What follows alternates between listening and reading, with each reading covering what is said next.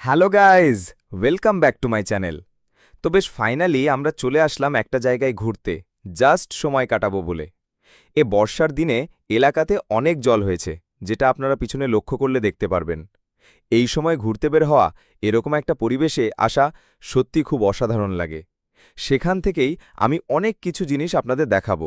মাছ কি করে ধরছে আর জলটা কিভাবে ব্রিজের মধ্যে প্রবেশ করে বের হচ্ছে।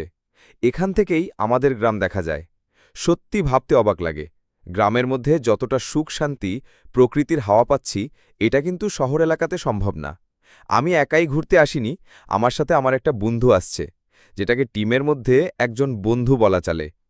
আষাঢ় মাসের এক বর্ষণমুখর দিনে গ্রামের মেঠোপথে হাঁটতে হাঁটতে আমি হারিয়ে গিয়েছিলাম এক অন্য জগতে।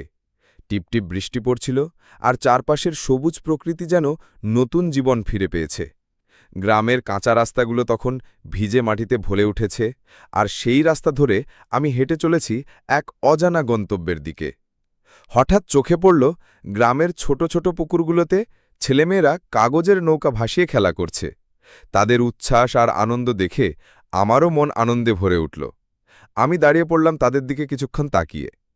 এরপর আমি গ্রামের পাশ দিয়ে বয়ে যাওয়া ছোট্ট নদীটির দিকে এগিয়ে গেলাম। নদীটির জল তখন কানায় কানায় ভরে উঠেছে, আর তার শান্ত বয়ে চলা দেখতে মন ভরে যায়।